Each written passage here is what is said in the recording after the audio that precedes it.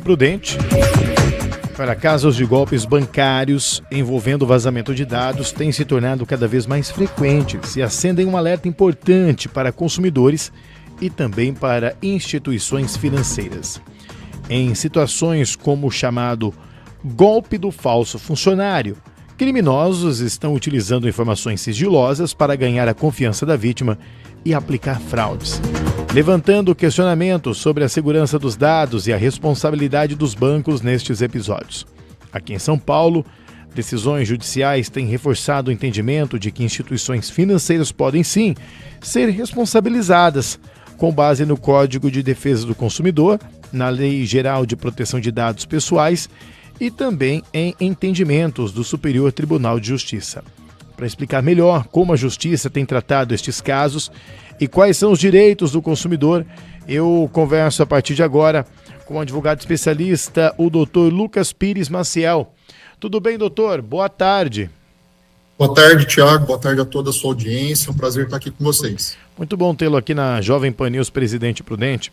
Ô, doutor, como que esses casos têm sido cada vez mais comuns e a Justiça ela tem se posicionado como aqui em São Paulo sobre golpes, por exemplo, envolvendo vazamento de dados? A tal da LGPD parece que é uma lei que não pegou, não é, doutor?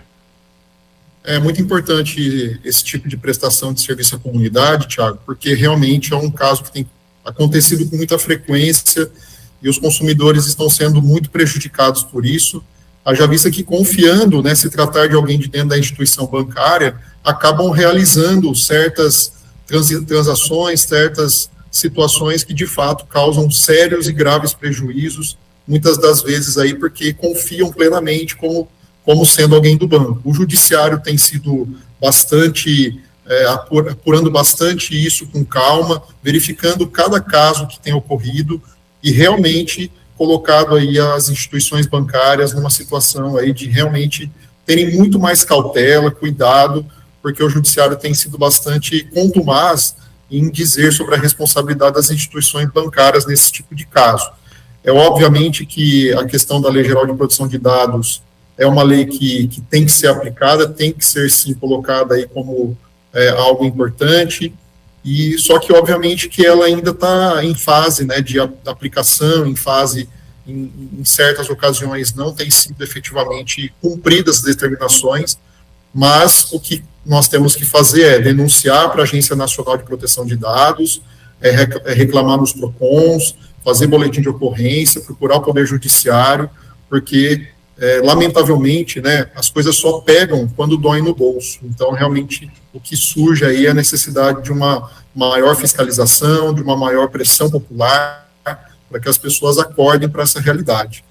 Ô, doutor, na prática, por exemplo, o que significa responsabilidade objetiva no Código de Defesa do Consumidor? Ótimo.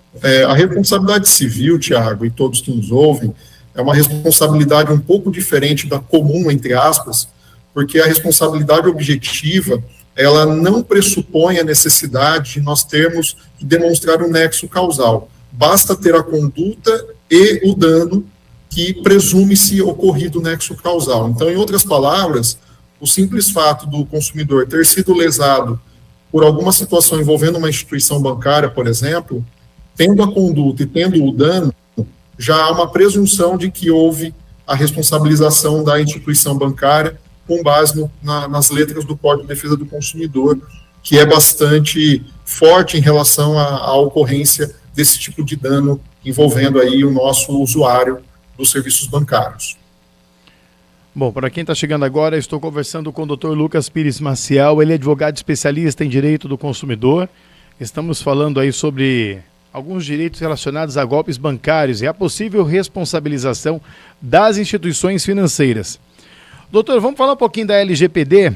Como que a LGPD, por exemplo, ela fortalece a proteção do consumidor neste tipo de situação? Uma vez eu fui numa palestra sobre LGPD para uma instituição aqui de Presidente Prudente e havia um profissional do direito especialista lá e a informação que ficou assim reinando é uma lei que parece que não pegou, não é, doutor? Na verdade, assim, Thiago, o que nós temos que entender é que os nossos dados sensíveis, eles são extremamente importantes. a proteção desses dados é fundamental que todos aqueles que detenham, seja por que forma for, sejam protegidos e resguardados.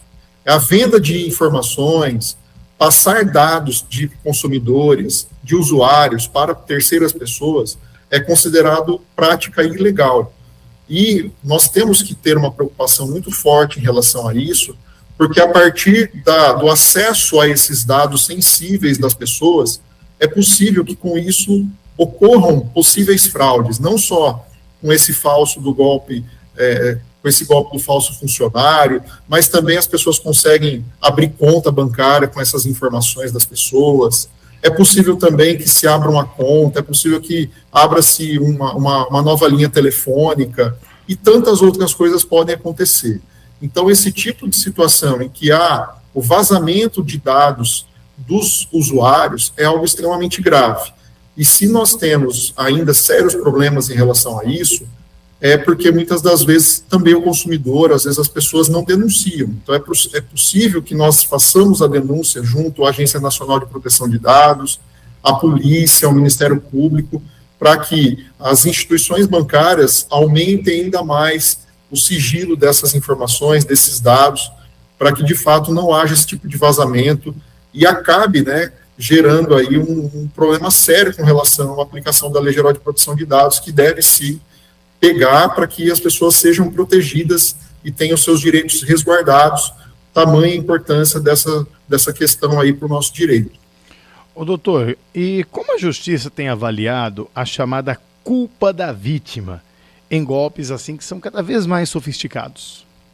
Olha, isso é muito complicado, Thiago, porque o que acontece muitas das vezes é que o judiciário, ele acaba, em algumas ocasiões, atribuindo a responsabilidade diretamente para o consumidor, como se ele tivesse também realizado algum tipo de conduta que facilitou aquele golpista que consiga o seu intento.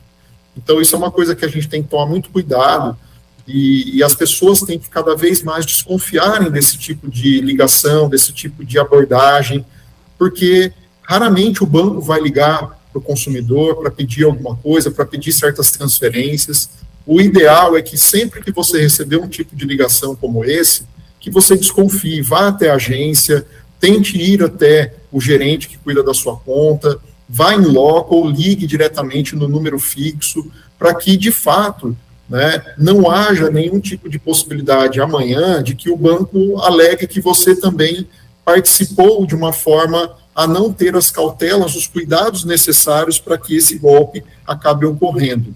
Então, essa questão envolvendo também a culpa do consumidor nessas situações é muito grave e não pode acontecer. Então, o consumidor precisa ter uma atenção muito especial com relação a isso. Agora, o que é importante mencionar, Tiago, é que as instituições bancárias não podem simplesmente alegar que o consumidor foi conivente, que ele participou, não foi cauteloso com relação a esse tipo de golpe. Porque o consumidor também ele tem um padrão de movimentação bancária na sua conta, e isso é facilmente detectável pela agência bancária. Então, o que é ideal numa situação como essa é que o banco, ao observar que não é uma transação normal realizada naquela conta por aquele correntista, por aquele usuário, que o banco também tenha mecanismos de segurança para bloquear aquela transferência e ter um mecanismo de contato diretamente com o consumidor para que ele confirme ou não a existência daquela transação, se de fato é algo que foi indicado pelo próprio banco fazer, porque se a gente não tiver esse cuidado também, o banco acaba participando e tendo aí a responsabilidade objetiva em relação à ocorrência desse dano ao consumidor. Doutor, muito obrigado pela sua participação conosco aqui na Rádio Jovem Pan News, Presidente Prudente. Eu que agradeço vocês, a sua audiência, a todos. Desejo um ótimo feriado e uma ótima semana. 3h15 agora. Jovem Pan News.